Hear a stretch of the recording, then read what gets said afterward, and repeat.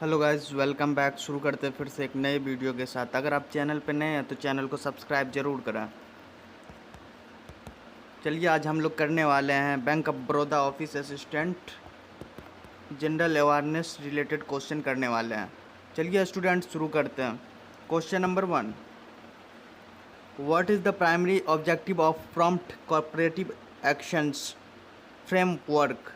PCA यानी prompt cooperative actions framework का मुख्य उद्देश्य क्या है, ये बताना आप लोग को। Option A, enhance profit for of banks. Option B, monitor large corporate accounts. Option C, prevents banks from becoming insolvents. Option D, regulate foreign investment. तो आपको बताना है कि प्राइमरी ऑब्जेक्टिव जो है ना वो क्या है, फ्रेमवर्क का प्राइमरी ऑब्जेक्टिव बताना है। सभी लोग बताइए, सभी लोग। तो इसका सही आंसर हो जाएगा option C, prevent banks from becoming insolvent. Option C. चलिए नेक्स्ट क्वेश्चन की तरफ चलते हैं। Question number 2, in which year was the payment and settlement systems act enacted in India? Bharat में पेमेंट एंड सेटलमेंट सिस्टम्स अधिनियम किस वर्ष लागू हुआ? Option A 2005, option B 2007, option C 2002, option D 2008। तो आपको बताना है कि भारत में पेमेंट एंड सेटलमेंट सिस्टम्स अधिनियम किस वर्ष लागू हुआ, वो बताना आप लोग को। तो इसका सही आंसर हो जाएगा ऑप्शन बी, 2007 में लागू हुआ था। चलिए नेक्स्ट क्वेश्चन की तरफ चलते हैं। Question number 3, which institution regulates the NBFCs in India? Bharat में एनबीएफसीज को कौन नियंत्रित करता है? Option A SEBI, option B NABARD, option C RBI, option D SIDBI. तो आपको बताना है कि भारत में एनबीएफसी को कौन नियंत्रित, रेगुलेट कौन करता है, वो बताना आप लोग को। तो इसका सही आंसर हो जाएगा ऑप्शन सी, आरबीआई रेगुलेट करता है। Option C, RBI. चलिए नेक्स्ट क्वेश्चन की तरफ चलते हैं। Question number 4, what is the full form of OMO banking terms? Banking में ओएमओ का फुल फॉर्म क्या है, पूर्ण रूप क्या है? Option A open market operations, option B official money order, option C outstanding monetary objective, option D overdraft management operation. तो आपको बताना है कि ओएमओ का फुल फॉर्म क्या है, यानी बताना, स्टैंड फॉर बताना। तो इसका सही आंसर हो जाएगा option A, open market operations. Option A.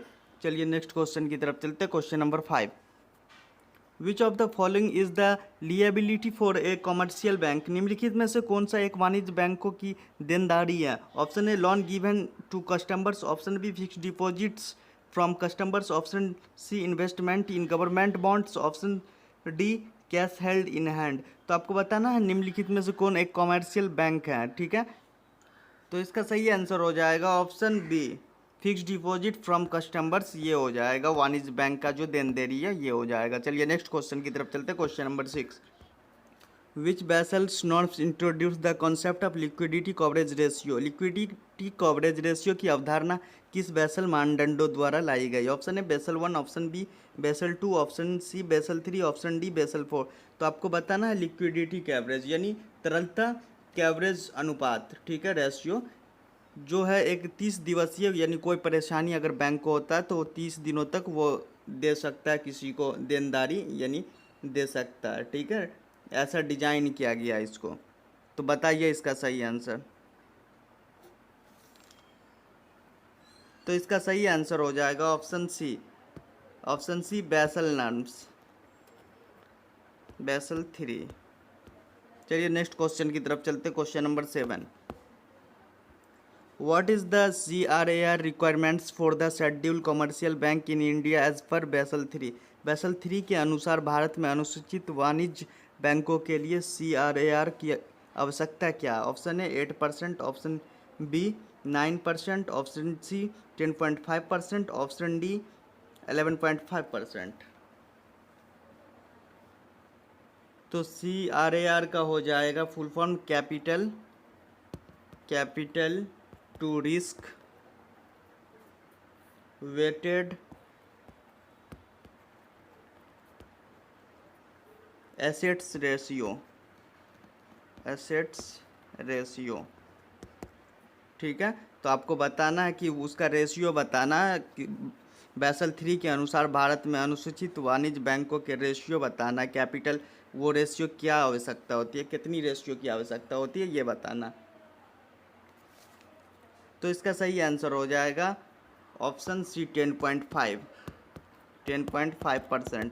चलिए नेक्स्ट क्वेश्चन की तरफ चलते हैं। Question number 8, who regulates the asset reconstructions companies in India. Bharat में एसेट्स रिकंस्ट्रक्शंस कंपनियों को कौन नियंत्रित करता है? ऑप्शन है SEBI, option B RBI, option C IRDI, option D ministry of finance. तो आपको बताना है कि एसेट्स रिकंस्ट्रक्शंस एसेट कंपनियों को कौन नियंत्रित रेगुलेट कौन करता है वो आपको बताना। तो इसका सही आंसर हो जाएगा ऑप्शन बी आरबीआई ही रेगुलेट करता है। ठीक है, ऑप्शन बी आरबीआई। चलिए नेक्स्ट क्वेश्चन की तरफ चलते हैं। Question number 9, which of the following is not a part of monetary policy tools. निम्नलिखित में से कौन मौद्रिक नीति का उपकरण हिस्सा नहीं है? ऑप्शन है CRR, option B repo rate, option C SLR, option D budget deficit. तो आपको बताना है कौन एक मौद्रिक यानी मॉनिटरी पॉलिसी का हिस्सा नहीं है। ठीक है, बताइए सभी लोग। तो इसका सही आंसर हो जाएगा ऑप्शन डी बजट डेफिसिट जो है ना वो मॉनेटरी पॉलिसी का हिस्सा नहीं है। चलिए नेक्स्ट क्वेश्चन की तरफ चलते हैं। Question number 10, which type of risk is minimized by the diversifications in banking. Banking में विविधीकरण द्वारा किस प्रकार के जोखिम को न्यूनतम किया जाता है? ऑप्शन है systematic risk, option B operational risk, option C credit risk, option D unsystematic risk. तो आपको बताना है बैंकिंग में जो है ना किसको मिनिमाइज किया जाता है डिवर्सिफिकेशन के हिसाब से। बैंकिंग में विविधीकरण द्वारा किस प्रकार के जोखिम को न्यूनतम किया जाता है, कम किया जाता है, ये बताना आप लोग को। तो इसका सही आंसर हो जाएगा ऑप्शन डी अनसिस्टमैटिक रिस्क। चलिए नेक्स्ट क्वेश्चन की तरफ चलते। क्वेश्चन नंबर 11,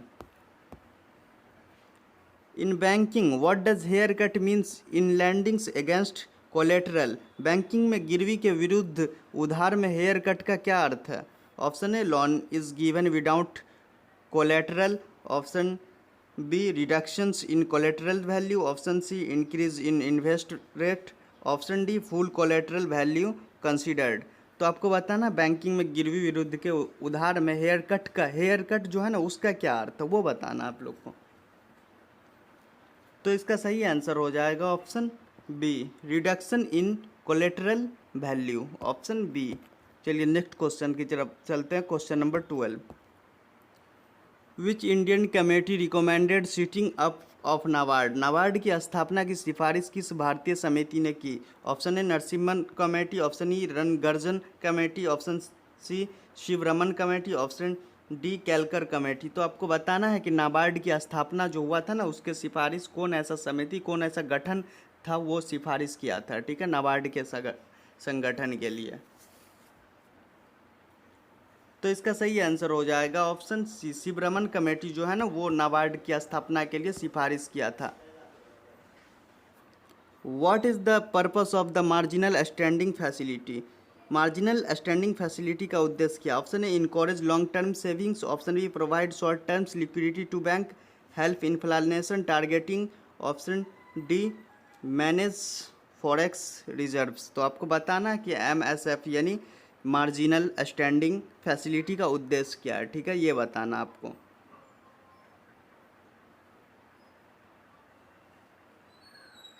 तो इसका सही आंसर हो जाएगा option number B providing short term liquidity to bank, option B. चलिए नेक्स्ट क्वेश्चन की तरफ चलते हैं। Question number 14, which type of card is linked directly with a bank account.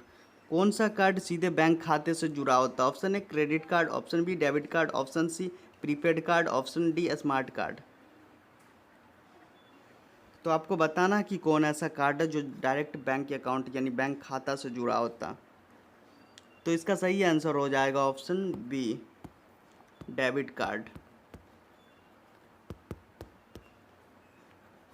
चलिए नेक्स्ट क्वेश्चन की तरफ चलते हैं। क्वेश्चन नंबर 15,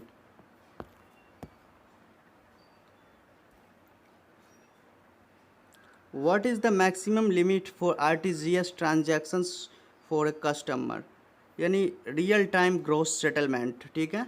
आरटीजीएस ग्राहकों के लिए रियल टाइम ग्रॉस सेटलमेंट लेन देन अधिकतम सीमा क्या है? Option A 5 lakh, option B 2 lakh, option C no upper limit, option D 10 lakh. तो आपको बताना रियल टाइम ग्रोस का जो है ना लेन देन वो एक सीमित है, ठीक है, वो कितना है वो बताना, सीमा मैक्सिमम लिमिट क्या है।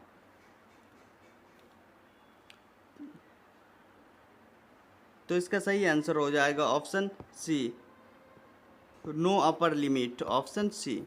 चलिए नेक्स्ट क्वेश्चन की तरफ चलते हैं, question number 16। Which of the following bank was the first to be nationalization in 1969? 1969 में राष्ट्रीयकृत होने वाले पहला बैंक कौन है? Option A Punjab national bank, option B bank of Baroda, option C Allahabad bank, option D central bank.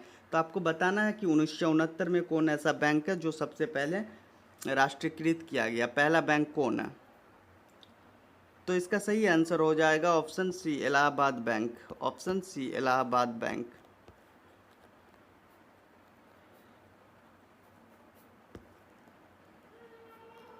चलिए नेक्स्ट क्वेश्चन की तरफ चलते हैं, question number 17। What is the term for the process of converting NPA into tradeable securities? NPA का व्यापार योग्य प्रतिभूतियों में बदलने की प्रक्रिया को क्या कहा जाता है? Option A securitization, option B derivation, option C amortization, option D liberalization.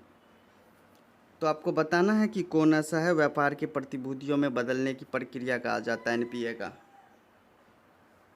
तो इसका सही आंसर हो जाएगा option A securitization, option A सिक्यूरिटाइजेशन, ठीक है। चलिए नेक्स्ट क्वेश्चन की तरफ चलते हैं, question number 18। In which city is the headquarter of the insurance regulatory and development authority? यानी IRDAI का फुल मतलब किस शहर में मुख्यालय यानी हेडक्वार्टर किस शहर में है? Option A Mumbai, option B New Delhi, option C Hyderabad, option D Chennai. तो आपको बताना है IRDAI का मुख्यालय कहाँ है, हेडक्वार्टर कहाँ? तो इसका सही आंसर हो जाएगा ऑप्शन सी हैदराबाद। चलिए नेक्स्ट क्वेश्चन की तरफ चलते हैं, question number 19। What is the maximum limit under PM Jan Dhan योजना ओवरड्राफ्ट फैसिलिटी? प्रधानमंत्री जनधन योजना के तहत अधिकतम ओवरड्राफ्ट सीमा क्या है? ऑप्शन ए 5000 यानी 5000, option B 10,000, option C 20,000, option D 50,000। तो आपको बताना है प्रधानमंत्री जनधन योजना की अधिकतम ओवरड्राफ्ट सीमा क्या है? तो इसका सही आंसर हो जाएगा ऑप्शन बी यानी 10,000। चलिए नेक्स्ट क्वेश्चन की तरफ चलते हैं, question number 20। What is the full form of SARFAESI act? SARFAESI अधिनियम का पूर्ण रूप क्या है यानी स्टैंड फॉर्म क्या है? ठीक है, option A securities and recovery of financial assets and enforcement of securities interest act, option B securitizations and reconstruction of financial assets and enforcement of security interest act, option C secured agreement for financial assets and enforcement of interest act, option D none of above. तो आपको बताना है सरफेसी का full form क्या है? तो इसका सही आंसर हो जाएगा option B security and securitizations and reconstructions of financial assets and enforcements of security interest act. चलिए नेक्स्ट क्वेश्चन की तरफ चलते हैं, question number 21। Which agency maintains CRILC database? CRILC database कौन सी एजेंसी रखती है? ऑप्शन है SEBI, option B RBI, option C SIDBI, option D finance minister. तो आपको बताना है CRILC का जो है ना डाटाबेस वो कौन सा एजेंसी रखता है? तो इसका सही आंसर हो जाएगा ऑप्शन बी RBI रखता है, ठीक है, RBI। चलिए नेक्स्ट क्वेश्चन की तरफ चलते हैं, question number 22। Which instrument allows the banks to borrow overnight funds from RBI against approved government securities. कौन सा उपकरण बैंकों के आरबीआई से अनुमति मोदी सरकारी प्रतिभूतियों के विरुद्ध रातों रात धन उधार लेने की अनुमति देता है? बताना कौन ऐसा मतलब उपकरण है जो बैंकों को आरबीआई से सरकारी प्रतिभूतियों को विरुद्ध रातों रात धन देने की अनुमति देता, कौन ऐसा है? Option A repo, option B reserve repo, option C MSF यानी marginal standing facility, option D bank rate. तो इसका सही आंसर हो जाएगा ऑप्शन ए सी यानी मार्जिनल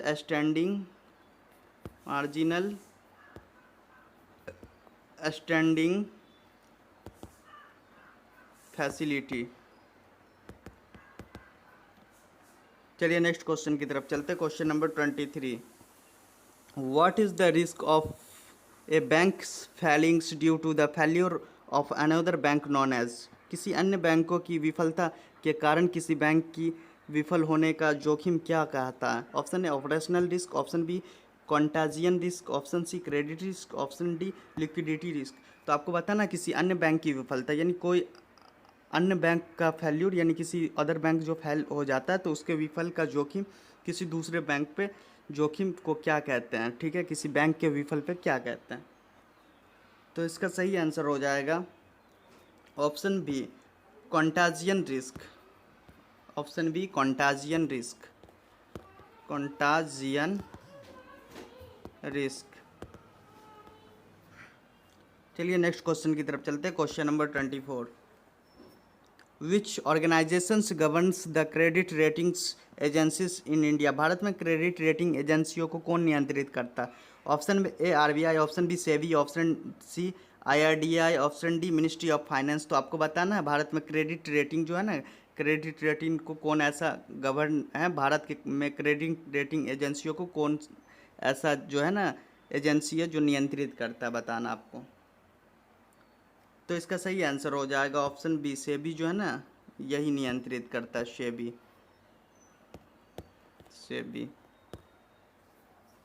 चलिए नेक्स्ट क्वेश्चन की तरफ चलते हैं। Question number 25, which committee is related financial inclusion in India. Bharat में वित्तीय समावेशन से संबंधित समिति कौन है? Option A Nachiket Mor committee, option B Kelkar committee, option C Bimal Jalan committee, option D Deepak Mohanty committee.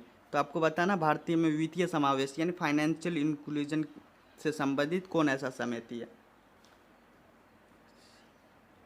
तो इसका सही आंसर हो जाएगा option A Nachiket more committee, option A. चलिए आज का सेशन यहीं कंप्लीट होता है। अगर आप चैनल पर नए हैं तो चैनल को सब्सक्राइब जरूर करें। मिलते हैं अगले वीडियो में, तब तक के लिए थैंक यू।